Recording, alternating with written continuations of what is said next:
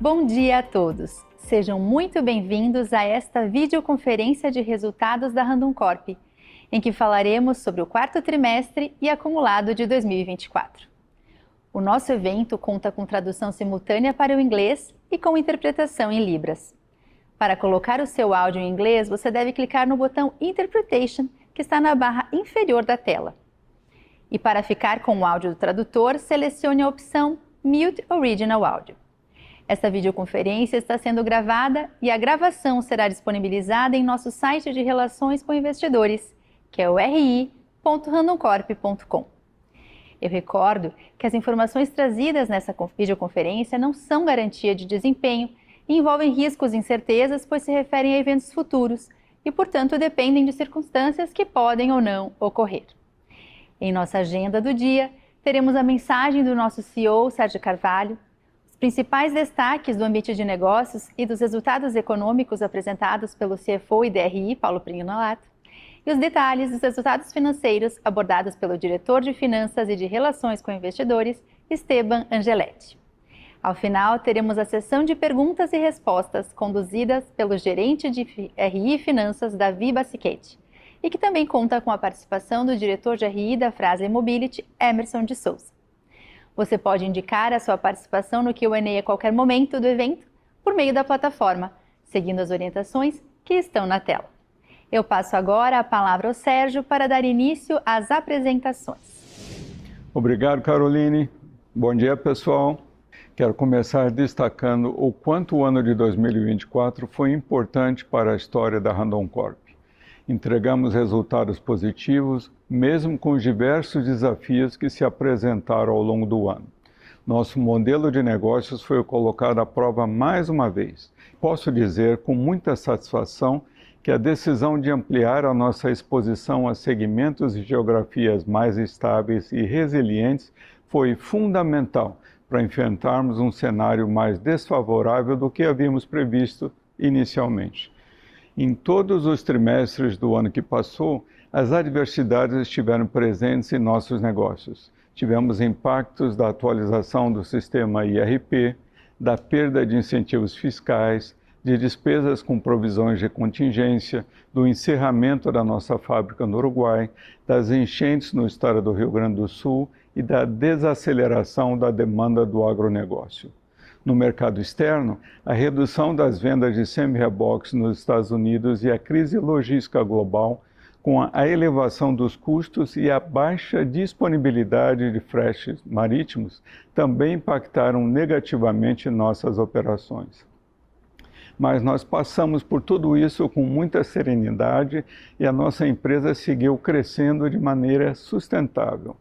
O fato de termos uma estratégia bem definida e de estarmos executando os nossos planos de maneira assertiva nos permitiu, inclusive, intensificar alguns movimentos e projetos nos últimos meses do ano. Realizamos aquisições importantes, reestruturamos alguns negócios, buscando maior eficiência e apresentamos diversas soluções inovadoras e disruptivas. E os detalhes de nossa estratégia foram compartilhados com vocês em nosso Randon Corp Day, evento em que tivemos a oportunidade de evidenciar com dados e informações a transformação da nossa empresa. Apresentamos também alguns dos grandes potenciais de mercado que temos em nossas diferentes frentes de atuação. Posso dizer com convicção, pessoal, que tem muita coisa boa por vir e estamos muito animados com o que estamos vendo em nossas empresas.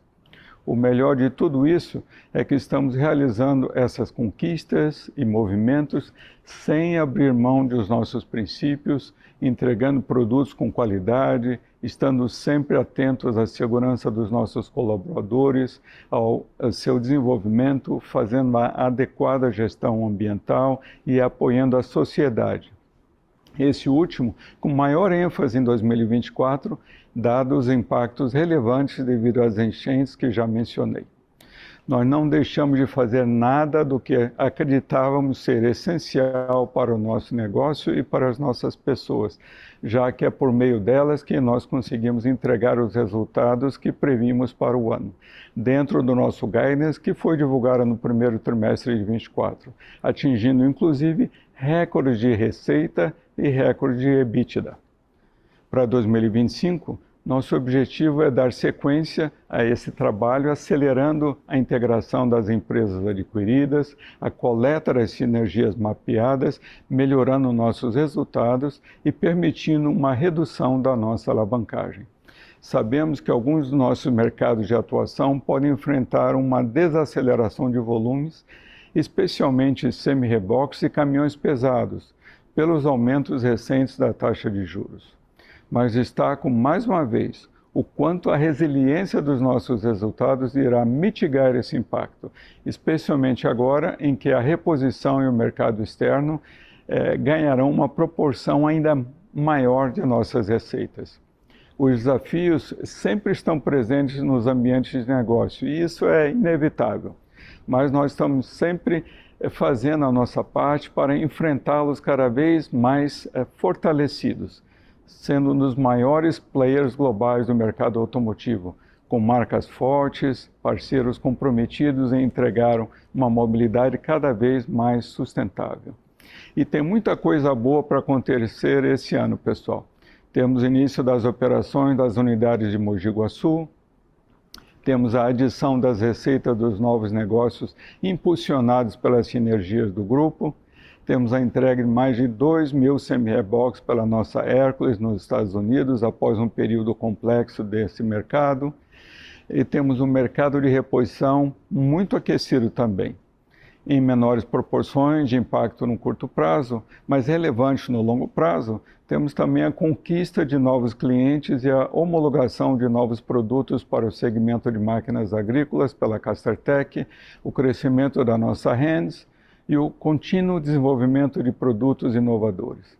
Assim, nos despedimos de 2024 satisfeitos com as entregas realizadas e com a vontade de crescer ainda mais. Damos boas-vindas a 2025, animados com tudo aquilo que iremos fazer e conquistar. Eu passo agora a palavra ao Paulo para a sua apresentação. Obrigado, Sérgio. Bom dia a todos. Assim como o Sérgio já nos trouxe, o ambiente de negócios está bastante desafiador. Temos um elevado nível de incerteza, especialmente no mercado doméstico, devido às oscilações cambiais e o aumento das taxas de juros. E sabemos que isso acaba refletindo também na inflação. Embora tenhamos uma expectativa de safra recorde para o próximo ciclo, o mercado está bastante cauteloso na realização de novos investimentos. No cenário global, temos tendência de acomodação de juros e inflação, porém com possíveis impactos relativos a barreiras tarifárias entre os diferentes países. Como vocês podem observar na tela, no quarto trimestre de 2024, o mercado de caminhões apresentou crescimento frente ao mesmo período do ano anterior, tanto em produção e vendas como na exportação. Isso ocorreu porque o segmento manteve o ritmo dos últimos meses, consolidando a recuperação de mercado, superados os efeitos da troca de motorização para a tecnologia Euro 6. Outro setor que está bastante aquecido é o da reposição, que mantém a demanda em um nível elevado, especialmente pelo aumento de frota circulante de veículos comerciais, leves e motocicletas em 2024. Na contramão está o mercado de semi-reboques, que teve quedas no comparativo trimestral. Esta redução é reflexo principalmente da desaceleração da demanda do agronegócio. As linhas de produtos graneleiro e basculante, por exemplo, acumularam queda de 40% nos volumes do quarto TRI 2024, frente ao mesmo período do ano anterior, compensada parcialmente pelo segmento de carga industrializada, que segue bem aquecido. Cabe destacar que, embora com retração frente a 2023, as exportações apresentaram crescimento frente à demanda do terceiro TRI, e isso se deve à retomada das vendas principalmente para o Chile, Angola e Argentina. Mesmo nesse contexto complexo, atingimos novo recorde de receita líquida trimestral, no qual as vendas de peças automotivas representaram cerca de 60% do consolidado. Como destaques desse indicador no trimestre, eu trago a recuperação de vendas para o mercado externo, a adição de receitas de novos negócios e a expansão do setor industrial, tanto de peças quanto de semi-reboques. Nossa margem de EBITDA ajustada apresentou recuperação no comparativo com o quarto trimestre de 2023. E aqui os pontos de destaque foram principalmente a melhor conversão de margens para a venda de produtos com maior nível de rentabilidade, o avanço da margem bruta pela estabilidade dos preços dos principais insumos da companhia e a redução dos impactos inflacionários e cambiais nas operações localizadas na Argentina, que foram bastante elevados no quarto trimestre do ano anterior. O lucro líquido também avançou no comparativo trimestral, e isso deve-se principalmente à melhora do resultado operacional e à retomada da constituição de imposto de renda diferido sobre prejuízos fiscais após a conclusão de estudos de recuperabilidade. Com isso, o nosso ROIC manteve o ritmo de recuperação visto ao final do terceiro trimestre de 2024. Passando para o nosso endividamento, destaco o crescimento da dívida bancária, principalmente pela captação dos recursos para a aquisição da EBS, o aumento da dívida líquida frente ao terceiro trimestre 24, devido ao nível de investimentos do trimestre. E o maior custo médio da dívida no mercado nacional pela elevação da taxa Selic. Como temos compartilhado já com vocês nas conferências e calls que temos realizado, nossos movimentos de expansão deverão refletir em aumento de alavancagem no primeiro trimestre de 2025. No entanto, ao longo do ano, o indicador deve reduzir gradativamente, com a captura de sinergias e integração das novas unidades adquiridas, além de outras ações que estamos realizando com esse foco. Passando aos números da nossa base acionária, fechamos o trimestre com aproximadamente 38 mil acionistas, uma redução relevante com relação ao fechamento do terceiro trimestre de 2024. Isso ocorreu devido à migração da posição de acionistas pessoas físicas para investidores estrangeiros. Nossa liquidez média diária apresentou avanço de 10% com relação ao mesmo período do ano passado. Com relação à remuneração de nossos acionistas, eu recordo que em dezembro divulgamos fato relevante anunciando o pagamento de juros sobre capital próprio que foi realizado em 24 de janeiro, no montante de 69 milhões de reais e que corresponde a aproximadamente 18 centavos por ação ordinária e preferencial, já líquido de imposto de renda. Aqui encerro a minha apresentação e passo agora a palavra ao Esteban. Bom dia a todos. Que bom tê-los conosco em mais uma videoconferência de resultados da Randon Corp. Detalhando um pouco mais o que o Paulo nos trouxe sobre os resultados do quarto trimestre de 24, trazemos na tela a abertura de nossas receitas. No gráfico na parte inferior da tela, vocês podem observar que, com exceção da mobilidade urbana, todos os demais segmentos avançaram no comparativo trimestral. Os principais setores responsáveis pelo crescimento de receita foram o mercado externo, a indústria e a reposição. No gráfico na parte superior da tela, à direita, é possível verificar também que a maior representatividade das receitas vem da reposição, seguida do mercado externo e da indústria. Ambos representaram entre 21% a 23% do total, lembrando que neste número ainda não foram consideradas as receitas da Dacomsa, uma vez que a transação foi concluída apenas em janeiro de 2025. Com ela, as receitas para o mercado externo se tornarão ainda mais representativas. Embora as receitas para o agronegócio sejam sempre uma das mais relevantes, a desaceleração deste segmento no trimestre fez com que ele se tornasse apenas o quarto de maior representatividade.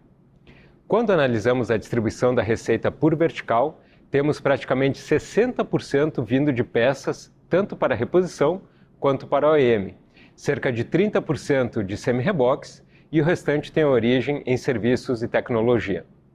No mercado externo, os grandes destaques foram o início das entregas de lote de bases de container da Hércules e maior demanda por materiais de fricção e sistemas de freio nos Estados Unidos. A melhora do ambiente de negócio na Argentina, impulsionando a expansão de vendas no país. A adição das receitas da EBS e o aumento das exportações de semi-reboques para Angola, no EMEA. Passando para o EBITDA, o indicador apresentou crescimento no comparativo trimestral.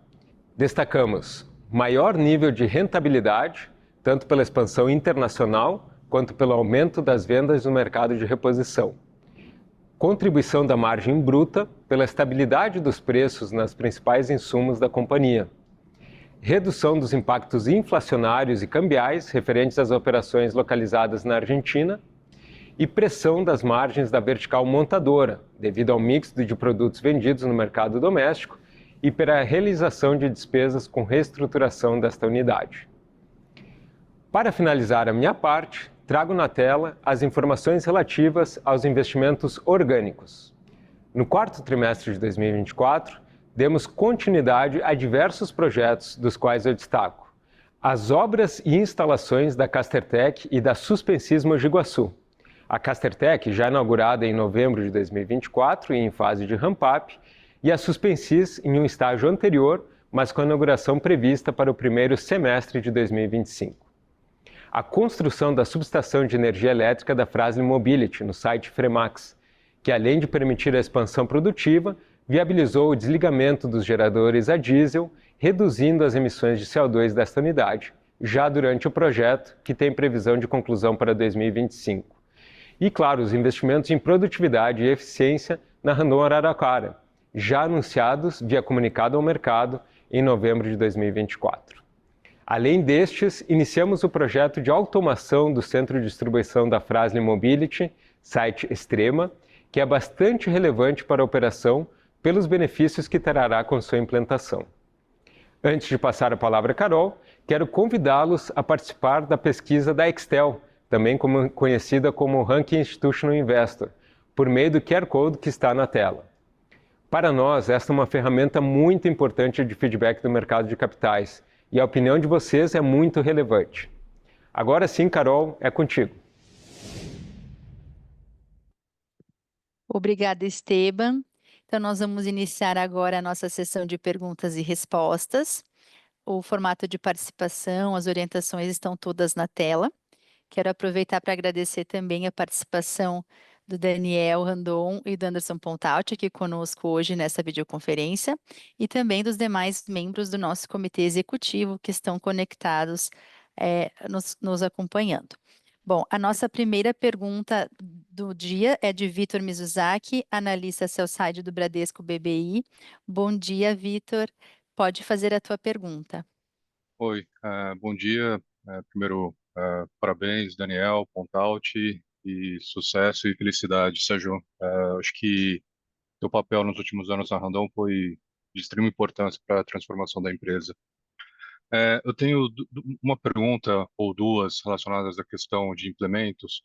A primeira, se vocês puderem comentar um pouco, né, a questão de exportação para a África e América do Sul, como que vocês têm visto esse mercado, né, que eu acho que, olhando especificamente no resultado, a gente viu uma surpresa positiva com relação a preço e volume.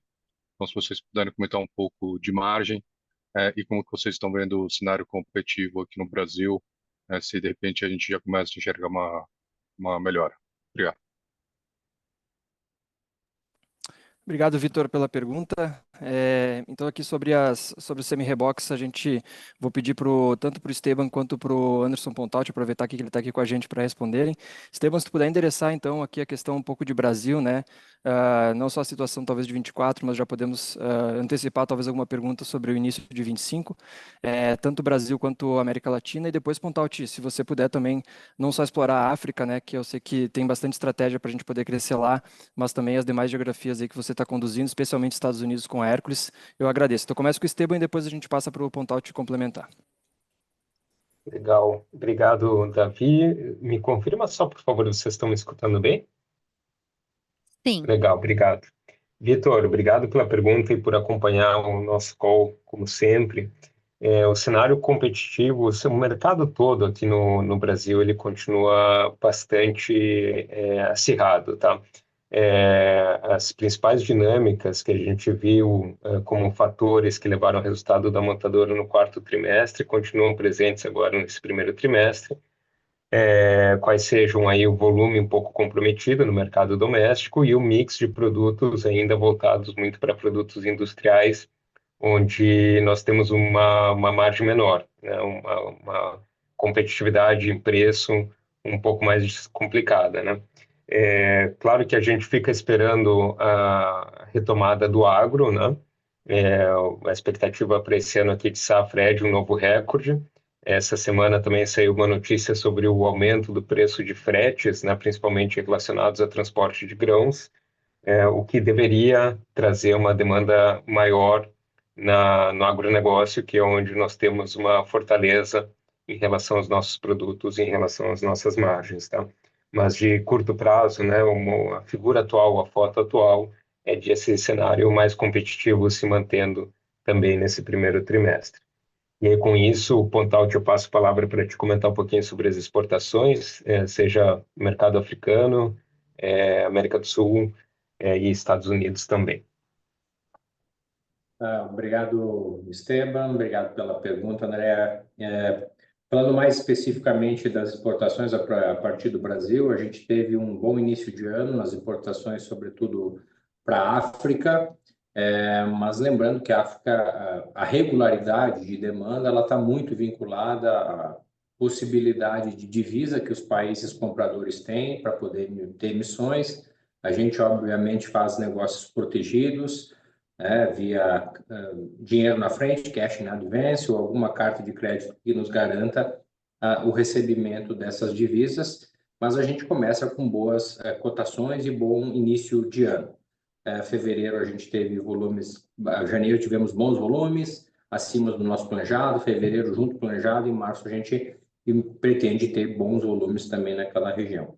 A Argentina continua muito positiva, que é um mercado bastante relevante para nós. As exportações a partir do Brasil, elas estão se intensificando, o mercado está mais aberto, permitindo com que a gente acabe abastecendo mais o mercado a partir da Operação Brasil, e até por uma situação bastante inflacionária na geografia. Então, a nossa operação de Rosário tem sido quase uma operação de cross-docking. Obviamente, a gente ainda produz lá, mas o que se tem produzido no Brasil está sendo melhor recebido naquela geografia. A gente tem ganhado posição. São os mercados mais relevantes. Quando a gente olha para a América do Norte, a Hercules inicia o seu ano de uma forma muito positiva.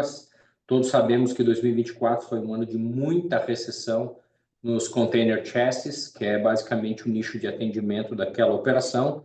Esse ano, desde o final de outubro, novembro, recebemos uma grande ordem de pedidos que nos dá uma garantia de receita bastante adequada para o momento da economia. Na verdade, de todos os grandes players de mercado para esse segmento, nós somos quem tem a melhor carteira e as contas mais significativas nesse momento.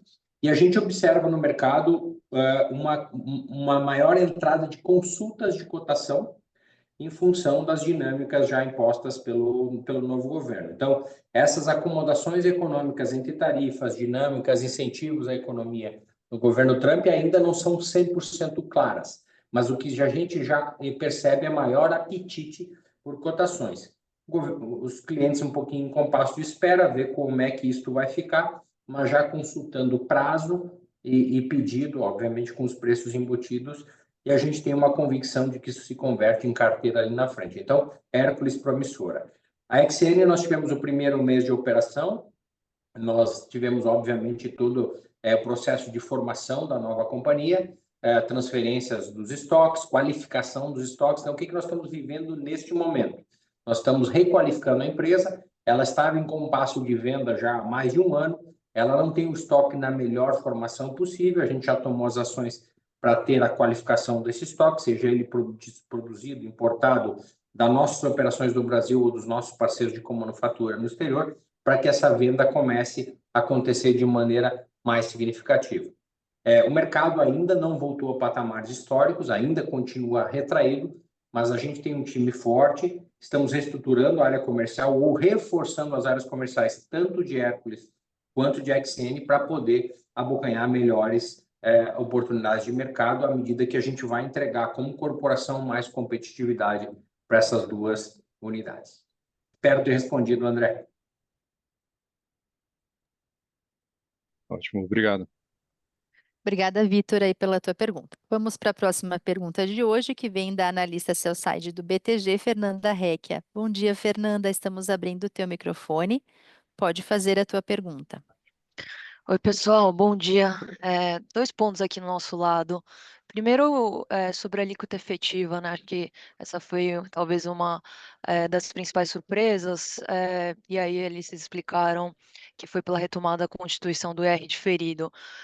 Mas talvez vocês puderem dar um pouco mais de detalhe do que a gente poderia esperar de alíquota, pensando para frente, até para ajudar a gente na questão de modelagem, se isso de alguma forma tem uma premissa aí de que a partir do ano que vem a montadora já deveria melhorar os resultados. Esse é meu primeiro ponto. E segundo, eu queria explorar um pouco a cabeça de vocês para M&A esse ano de 2025 e talvez vocês puderem comentar como é que vocês estão olhando isso e eventualmente a oportunidade aí de pagamento para os acionistas, seja via dividendo, buyback ou JCP. Então, como que vocês estão analisando essa equação aí, crescimento inorgânico e pagamento ali para acionista? Obrigado. Fer, obrigado pela pergunta. Acho que são dois temas bem relevantes aqui para a gente poder comentar. Paulo, eu vou pedir até que você enderece os dois temas aqui, tanto o tema da alíquota efetiva quanto dos M&As, o que a gente tem no radar, qual é a nossa cabeça para esse ano e para os próximos trimestres aí, por favor. Obrigado, Davi. Fernanda, obrigado por estar conosco, obrigado aí pelas perguntas, tá? Primeiro, começando com relação à alíquota efetiva de imposto de renda, em dezembro, como a gente tinha antecipado, nós voltamos a constituir o diferido, tá? E basicamente o que aconteceu foi o seguinte: nós fizemos uma reavaliação da nossa estrutura societária, né? Então, as empresas que estão 100% aí debaixo da Randon Corp, e basicamente nós estamos falando de duas empresas de autopeças. Então, o objetivo era reduzir a dívida da holding. Isso foi feito através de uma antecipação de dividendos dessas subsidiárias, de tal modo que a gente consegue trazer esses recursos para a holding e diminuir o custo da sua dívida. Tá? Então, por conta desse plano, a gente passou a reconhecer o diferido e isso deve se manter ao longo desse exercício. Tá? Importante destacar que, quando a gente compara a alíquota efetiva com o ano de 2023, a gente teve uma mudança importante, que basicamente diz respeito à Nakata, né? Então, em função da nova lei de tributação das subvenções, que foi aprovada ao final de 2023 e passou a valer a partir de 2024, esse é um impacto definitivo, tá? Então, em suma, né, diferidos voltamos a reconhecer, isso vai prevalecer agora para 2025, porém, tem que fazer esse ajuste que passou a valer a partir de 2024, principalmente aí por conta desse ajuste lá da Nakata em função da nova legislação. Tá? Sobre a nossa agenda de M&As, o que a gente pode dizer para vocês agora é que nós vamos estar focado no ano de 2025 em capturar, absorver todas as novas empresas que foram adquiridas, de tal modo que a gente consiga antecipar sinergias e reduzir o tamanho da nossa dívida. Tá? Claro que a Randon Corp sempre vai estar atenta a boas oportunidades, mas não estão no nosso radar movimentos aí significativos adicionais de M&A. Tá? Tá ótimo, pessoal. O Paulo, talvez só um follow-up. Como é que você pensa em, eventualmente, buyback? Buyback de ações? Isso. Ah, tá bem. Esse é um movimento que a gente sempre analisa e, ao longo dos últimos anos, a gente já fez alguns programas de recompra, tá? Mas, nesse momento, não está no nosso radar. O ano passado, quando a gente discutiu a alocação de capital com o nosso conselho de administração, a gente priorizou as operações de M&A, tá? Então, em função disso, com o aumento da nossa alavancagem, nesse momento não está no nosso radar um novo programa de recompra de ações, tá? Tá ótimo. Muito obrigada, pessoal. Obrigada, Fernanda. Vamos para a próxima pergunta de hoje, que vem do Lucas Lag, analista da XP. Estamos abrindo o teu microfone, pode prosseguir. Obrigado, Carol. Bom dia novamente. Eu tenho duas perguntas também do nosso lado. A primeira em relação ao negócio de autopeças, mas para entender ali a dinâmica de rentabilidade, né, na divisão. Acho que normalmente é um segmento que tem menos oscilação de margens, né? Acho que montador acaba sendo mais sensível ali à dinâmica de mercado em autopeças, né, pela dinâmica contratual que tem com as montadoras, e tal, acaba sendo menos volátil. Mas para entender essa queda de rentabilidade na divisão no quarto tri, né? Se teve algum efeito, talvez de caráter não recorrente, que tem impactado a dinâmica de rentabilidade, acho que acabou pesando mais em SG&A, né? Então não sei se eventualmente a questão de fretes acabou pegando mais aqui, mas mais para entender o que talvez seria o patamar recorrente dessa divisão ao longo de 2025, né? Dado que teria menos oscilação, menos volatilidade, e entender o que impactou aqui o quarto trimestre. E aí, Paulo, eu queria, em relação à pergunta anterior, na questão de imposto, só para entender melhor, assim, porque quando a gente olha o ITR, né, a gente vê que o grande efeito ali que acabou reduzindo o imposto de renda, né, no quarto trimestre acabou sendo que é colocado como JCP, né, que acho que foi uns 72 milhões de reais no quarto trimestre de redução de R comparado com o que seria a alíquota fiscal teórica de 34%, né? E esses 72 milhões, quase os 34% do lucro tributável. E nessa linha de JCP, aí estaria incluída essa questão de imposto diferido que você comentou pela estrutura societária e não necessariamente, né, só JCP, ou isso acabou passando em outra linha? Mas para entender essa questão do imposto diferido versus essa linha que a gente vê de JCP no ITR aqui de efeito dedutor do imposto de renda. Obrigado, são esses dois pontos. Obrigado, Lagui. Eu começo contigo, Esteban, para endereçar aqui a pergunta de autopeças, e depois a gente passa aqui para o Paulo para fazer o complemento sobre a pergunta aí do Lucas. Obrigado. Perfeito, Lucas. Obrigado por nos acompanhar aqui, pela pergunta também. Bom, o quarto trimestre de autopeças, ele concentrou realmente algumas despesas adicionais em SG&A que acabaram comprimindo, né, comprometendo parcialmente a margem EBITDA dessa vertical, né? E a gente pode resumir em basicamente três principais fatores, né? Que é o frete interno, sim, mais elevado, né? Essa pressão de frete, no primeiro momento, ela acaba comprimindo essa margem.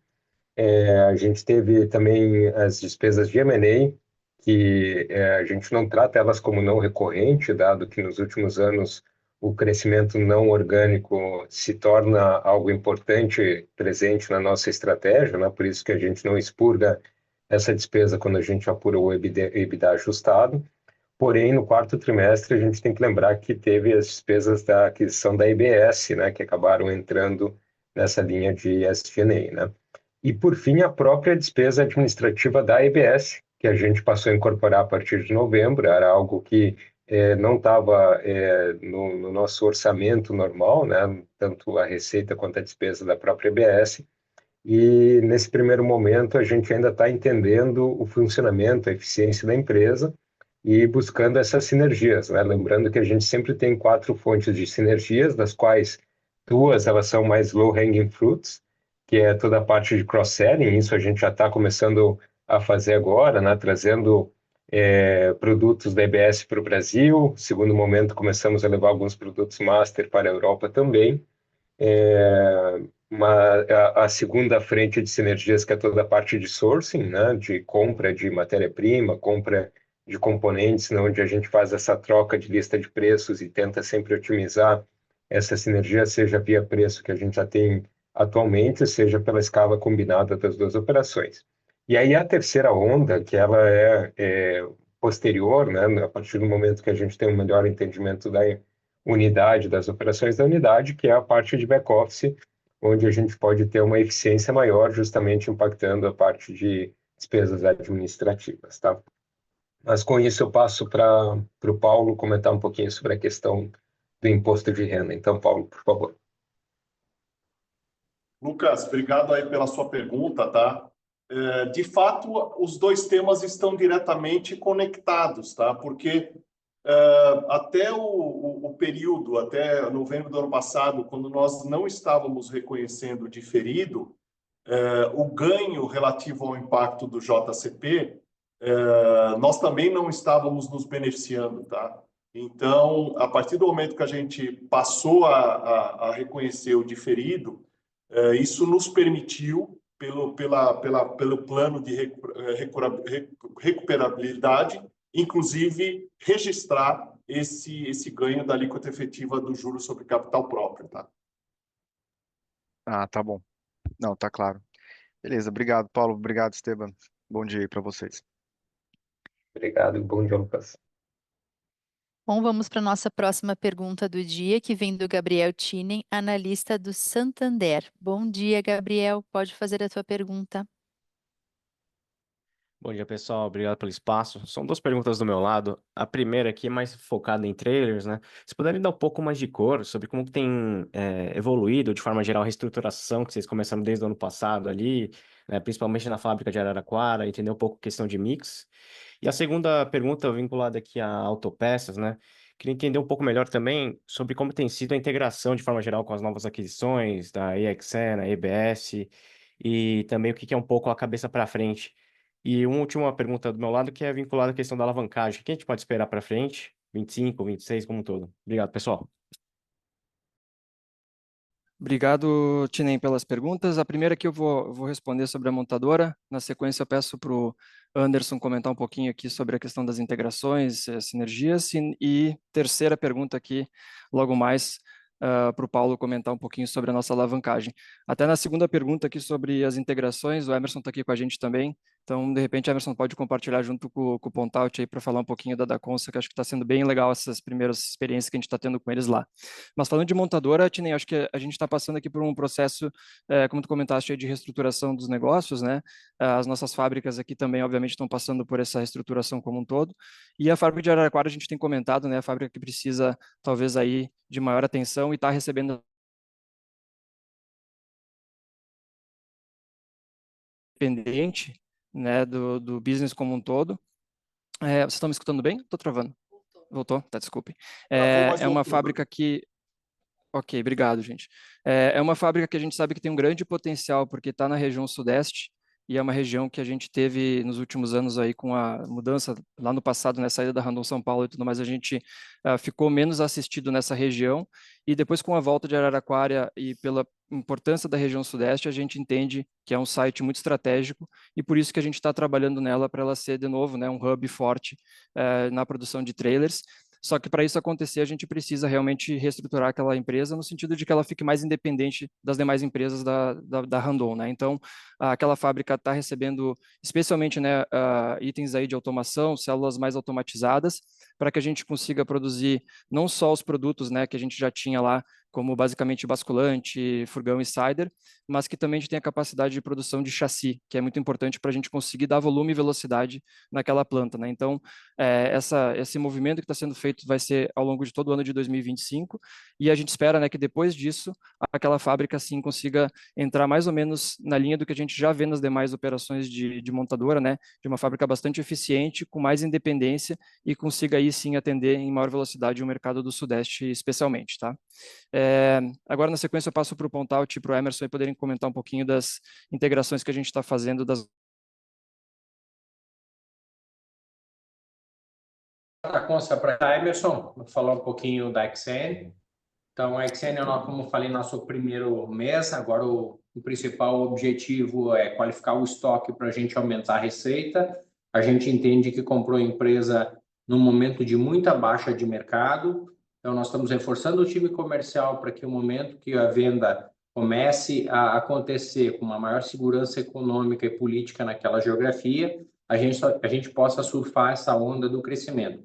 Obviamente, a gente está checando componente a componente produzido lá, comparando com os nossos custos produtivos aqui na Suspensis, por exemplo, Caxias do Sul, na Castertec, em Caxias do Sul, onde a gente tem comparativos de eficiência para decidir quais são os melhores modelos. de verticalizar uma parte nos Estados Unidos, trazer alguma coisa para Caxias do Sul, consolidar. Então, é um mês de trabalho, o pessoal ainda tem muitos planos de andamento, mas muito otimistas com o futuro dessa empresa, que tem, obviamente, uma penetração do mercado relevante, ela é competitiva comparado com players locais, e nós entendemos que podemos entregar mais competitividade a médio, curto, médio prazo a ela também. Então, muito promissor. Certamente no primeiro TRI a gente vai poder dar mais granularidade ainda a essa informação. Emerson, quer pegar o tema de Dacomsa? Acho que tem mais propriedade. Perfeito. Obrigado, Davi. Obrigado, Anderson. Bom, primeiro, bom dia a todos. É um prazer poder falar um pouquinho aqui sobre como é que estamos conectados com as sinergias que nós mapeamos na Dacomsa e como é que isso tem se realizado ao longo desses 2 primeiros meses, né? Nós tínhamos uma consciência muito ampla da qualidade dos negócios da Dacomsa no México. Dacomsa, na época que nós compramos Cuo Refacciones, já possuía a liderança de mercado, com marcas de alta reputação e participação de mercado bem relevante, tanto no que tange peças para motores, como peças para freios, né? Notadamente pelas marcas Moresa, TF Victory e Freetech. Sabíamos sim, e mapeamos isso numa videoconferência especialmente para tratar desta aquisição.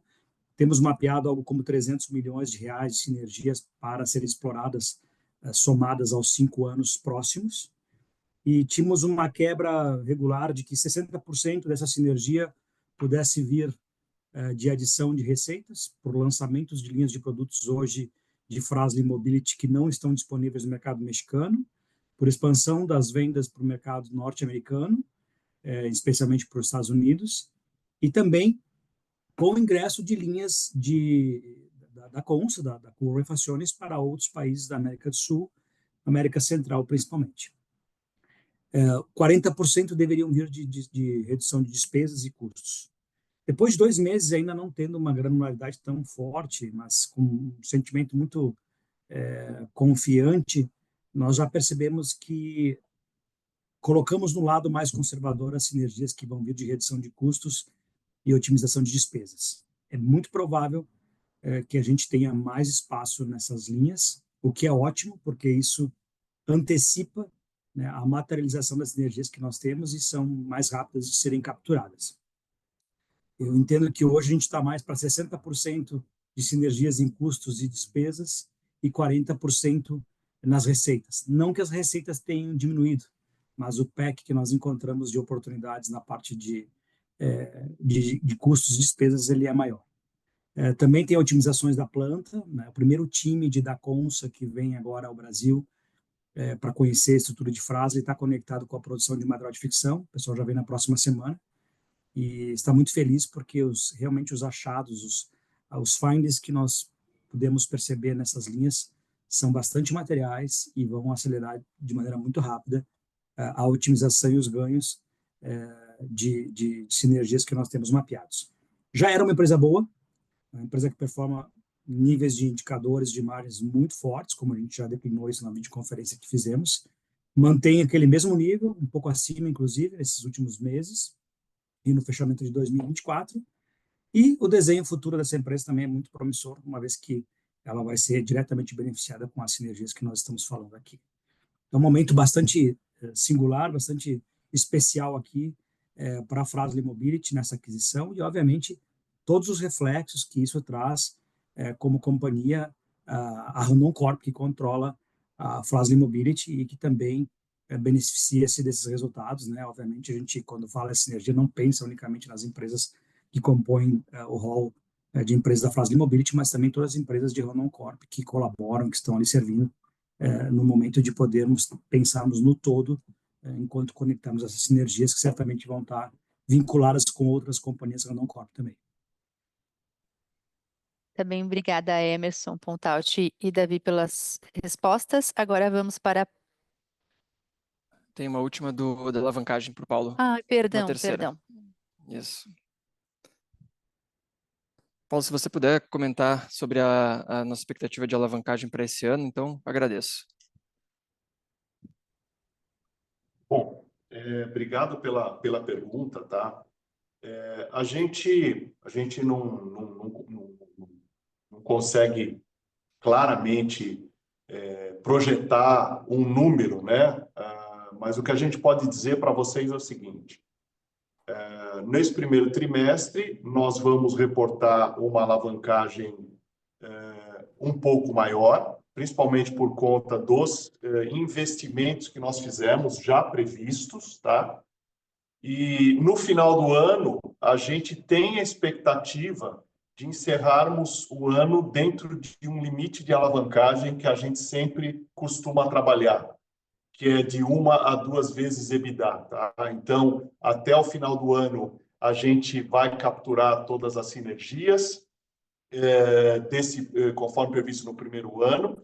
Vamos ter aí praticamente os 12 meses de EBITDA dessas empresas adquiridas, tá? Então, a gente deve ficar dentro desse range, conforme antecipadamente previsto, tá? Até atrelado a essa pergunta, nós também ainda não divulgamos o nosso guidance para o ano de 2025.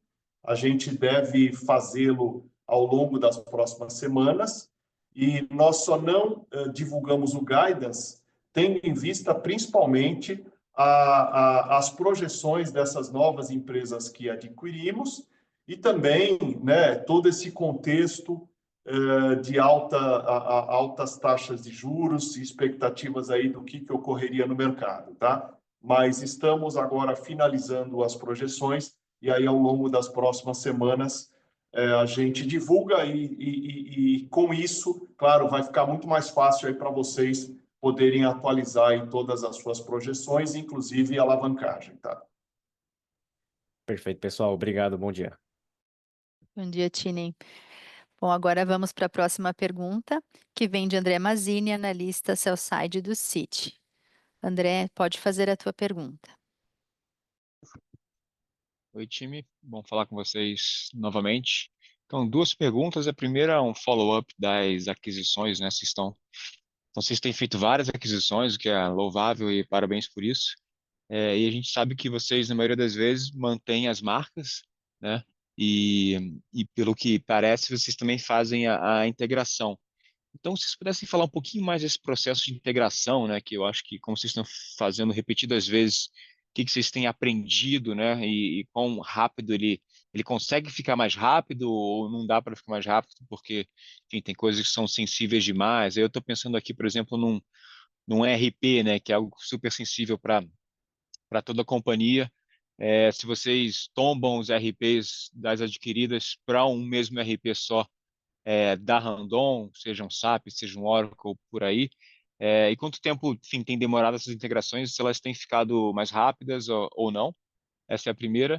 E a segunda é um pouco mais de cor na montadora, no processo de right sizing, né? Se dá para usar essa palavra, se de fato está reduzindo um pouco em termos de headcount, os custos atrelados a uma redução de headcount ali na montadora, e se isso é o caso, se teve algum impacto on-off na margem do quarto TRI, que é recorrente, que é on-off com relação a isso na montadora para a margem aqui do quarto TRI, e o que a gente pode esperar para 25. Obrigado.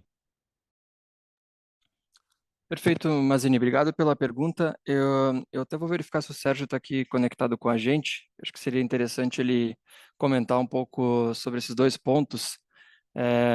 Eu só vou fazer essa verificação, senão eu já tenho o plano B aqui para responder, mas o Sérgio está conectado aqui sim, Sérgio. Só para ver se o vídeo está funcionando aqui. Senão eu não passo nenhuma para o Sérgio, depois ele vai puxar puxão de orelha, né, Sérgio? Vou passar uma para ti aqui, então, para comentar sobre essas as duas frentes aí, né? Tanto essa pergunta sobre as integrações que a gente tem feito das nossas empresas aqui ao longo do tempo, né? E também essa questão da montadora agora, né? Passando por essa reestruturação aqui nos últimos meses, né? E os impactos que isso tem causado aí no negócio. Obrigado. Obrigado, André, pela pergunta. Falando um pouquinho das integrações, eu acho que sim, a nossa empresa fez muitos movimentos ao longo dos últimos vários anos e acho que é seguro nós mencionarmos que aquisições têm se tornado uma competência da empresa, né? Então, a aquisição envolve uma série de aspectos, a negociação, a identificação da empresa em si que nós queremos adquirir, o fit dessa empresa no nosso plano de estratégia, estratégico, que é o ponto de partida, né? Nós fazemos o plano, aí identificamos as empresas que caem, né? Que resolvam as expectativas, né, que caibam dentro do plano estratégico, aí fazemos a procura, iniciamos os contatos e fazemos as aquisições. E durante esse processo, a identificação preliminar de possíveis sinergias é extremamente importante, e depois o processo de integração, aí me aproximando um pouco agora da sua pergunta. E o nosso processo de integração nunca é um processo de nós falar, olha, agora compramos, quem manda aqui sou eu e vai ser o meu jeito, nada disso. Quando nós compramos empresas, nós preferimos, outra vez, comprar boas empresas que têm valor, né? Têm, competências em uma série de áreas. Então, nós queremos estimular a continuidade do desempenho dessas características desses processos que eles tenham que sejam muito bons, aprender com eles e, se eles forem bons realmente, trazer de volta para as nossas empresas e incorporar as coisas boas que eles fizeram e aquilo que nós tenhamos de processos melhores, esse sim nós vamos querer incorporar nessas empresas. Mas não tem ali um cookbook, cada empresa tem uma história diferente, então tem empresas que nós adquirimos onde é fundamental se manter a direção, o corpo gestor do jeito que está, e integrar aos pouquinhos, né, os nossos padrões financeiros, os nossos padrões de ética, política de funcionários, o SAP, né, o ERP ser incorporado no devido tempo. Então, tem empresas que nós fizemos isso de uma maneira mais rápida, por o sistema ser muito ruim, precisar muito exposto, e precisamos fazer isso de uma forma mais rápida. Outras empresas, como a Refacciones, né? Nós estamos mantendo o sistema deles por um ano ou dois. Poderíamos introduzir o nosso SAP, o que eles têm lá, o SAP HANA 4, que é igualzinho ao que nós temos. Poderíamos fazer essa transição mais rapidamente, mas optamos por não fazer, comprar os serviços do proprietário anterior por 2 anos, porque nós julgamos que tínhamos benefícios, hanging fruits, mais baixos, mais fáceis, mais sinergia a ser capturada em outras áreas. Se nós fôssemos introduzir o SAP logo no início, nós iríamos colocar em prioridade menor iniciativas em outras áreas e julgamos que o melhor retorno para nós seria o contrário. Então, cada caso, André, é um caso diferente, a história acaba se desenvolvendo diferente. Mas em todas as aquisições, a nossa visão, uma visão de parceria com a empresa adquirida, para que nós possamos motivar a todos os colaboradores dessa nova empresa, a gestão dessa nova empresa, e tirar o máximo dessa integração. E esse processo de integração também está virando um core competence nosso. Então, acho que não é bem uma questão de aceleração, já que eles não tem um padrão único, já que cada caso tem suas faces, suas perspectivas, sua dinâmica de negócio um pouco diferente. Então, essa foi meus comentários com relação à integração das adquiridas. A nossa montadora continua no seu processo de reestruturação, o mercado, o Paulo já comentou, acho que o Esteban comentou um pouco também, né? Com essa taxa Selic tão alta, o mercado está sentindo bastante. vocês devem ter acompanhado com os fabricantes de caminhões redução, né, tirando dias de férias, menos dias de produção de caminhões pesados, né? Nós sentimos a mesma coisa nos nossos semi-reboques. O segmento do agro ainda não decolou. A produção, as vendas, emplacamentos de semi-reboque esse ano estão em torno de 15% nesse primeiro bimestre, 15% inferiores ao período equivalente de 2024. Então, os volumes estão mais baixos, pelas razões já apresentadas pelo Paulo. O mix continua um mix mais desfavorável, onde o agronegócio, que é a nossa fortaleza, continua embaixo, e a carga industrializada, essa, na realidade, apresentou uma alta. Então, o mix está mais desfavorável nesses 2 primeiros meses desse ano do que ele esteve no ano de 2024.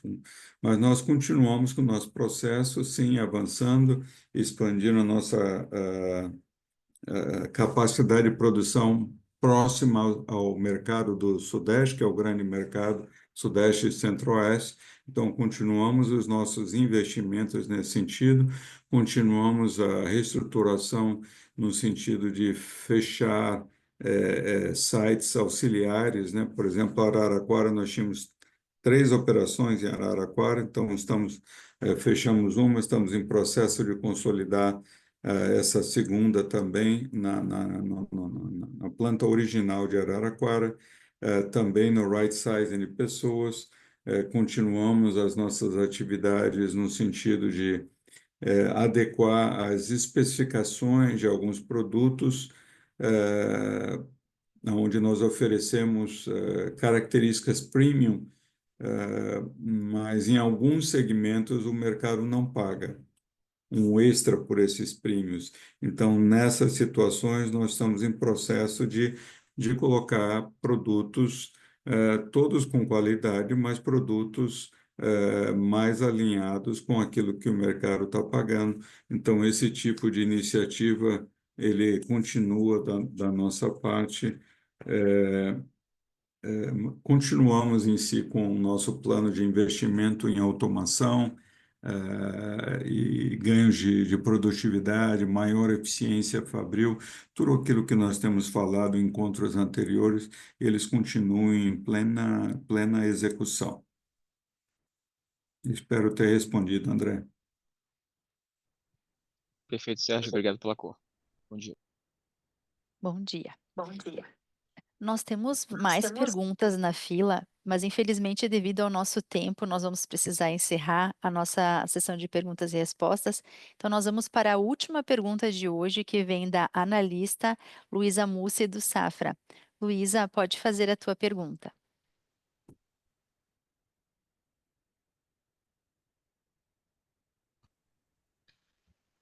Oi, pessoal, bom dia. Estão me escutando?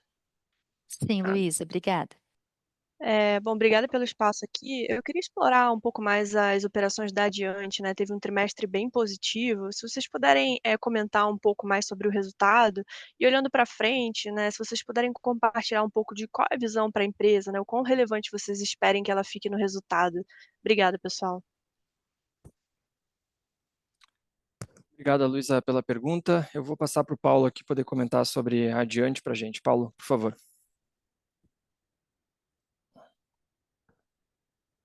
Acho que está no mudo, Está no Paulo. mudo, Paulo.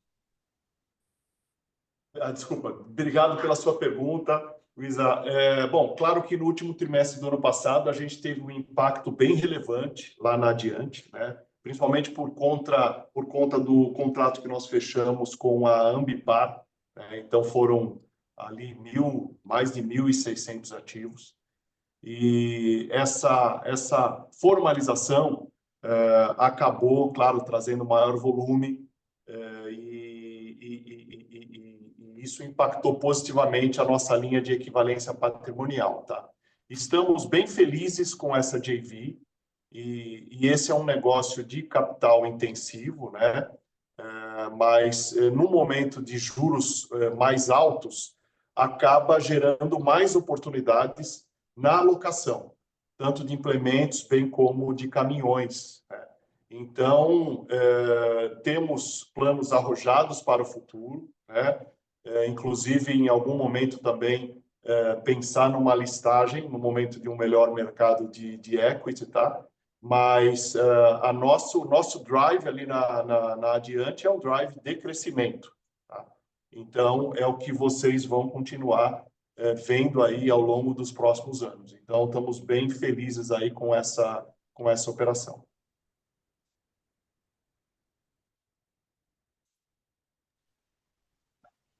Obrigada, pessoal. Então, nós queremos agradecer a todos que participaram da nossa videoconferência, também a todos que fizeram as suas perguntas. Nosso time de RI vai entrar em contato com os demais que não tivemos tempo de abrir o microfone. E hoje, aproveitando então a presença do Daniel, eu vou passar a palavra para ele fazer o nosso encerramento. Bom dia. Eu gostaria de agradecer a todos os nossos analistas, investidores presentes, e reforçar aqui, já que nem todos puderam participar, às 10h30 nós tivemos um comentário dos fatos relevantes da mudança na gestão, que será efetivada a partir de 1º de setembro. Eu que estive também como CEO até 2021, e falar aqui que é um momento importante que a Randon Corp está, como comitê executivo que eu retorno numa fase de muito mais maturidade na governança, né? E agradecer também o Sérgio Carvalho por todo o trabalho dos últimos 8 anos que colocou a Randon Corp num novo patamar.